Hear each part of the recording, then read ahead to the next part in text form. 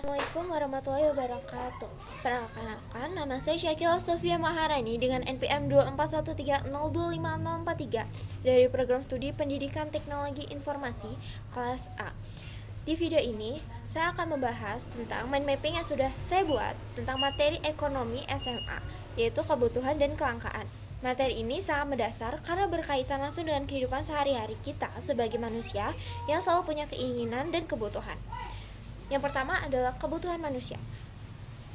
Kebutuhan adalah segala sesuatu yang harus dipenuhi manusia agar bisa hidup dengan layak dan mencapai kesejahteraan.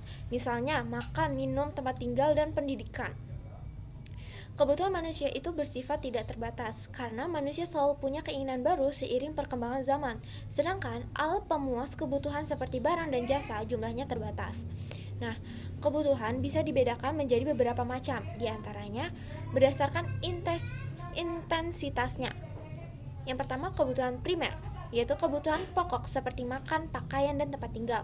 Yang kedua, kebutuhan sekunder, seperti hiburan, alat komunikasi, atau transportasi. Dan yang ketiga adalah kebutuhan tersier, yaitu kebutuhan akan barang mewah seperti mobil sport atau jam tangan mahal. Selanjutnya ada kebutuhan berdasarkan waktu, yaitu kebutuhan sekarang, misalnya obat bagi yang sakit, atau kebutuhan masa depan seperti tabungan atau asuransi.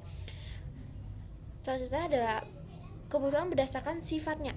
Yang pertama, jasmani yang bersifat fisik seperti makanan dan olahraga. Yang kedua, rohani seperti pendidikan, agama, dan hiburan. Dan berdasarkan subjeknya bisa dibedakan menjadi kebutuhan individu dan kolektif. Misalnya, kebutuhan individu adalah sepatu, sedangkan kebutuhan kolektif seperti jalan raya atau rumah sakit yang digunakan secara bersama-sama. Yang kedua adalah kelangkaan dan penyebabnya. Setelah kita tahu bahwa kebutuhan manusia itu tak terbatas, sekarang kita masuk ke pembahasan kedua, yaitu kelangkaan. Kelangkaan adalah keadaan di mana jumlah alat pemuas kebutuhan seperti barang dan jasa tidak cukup untuk memenuhi seluruh kebutuhan manusia yang sangat banyak. Inilah yang menjadi masalah pokok dalam ilmu ekonomi. Karena tidak semua kebutuhan bisa dipenuhi, manusia harus memilih dan membuat keputusan ekonomi yang paling bijak. Adapun beberapa penyebab terjadinya kelangkaan antara lain.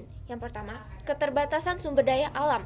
Contohnya seperti minyak bumi yang lama-lama bisa habis. Yang kedua, keterbatasan tenaga kerja manusia, terutama yang memiliki keahlian atau keterampilan khusus. Yang ketiga adalah teknologi yang belum memadai, sehingga produksi barang menjadi lambat atau tidak efisien.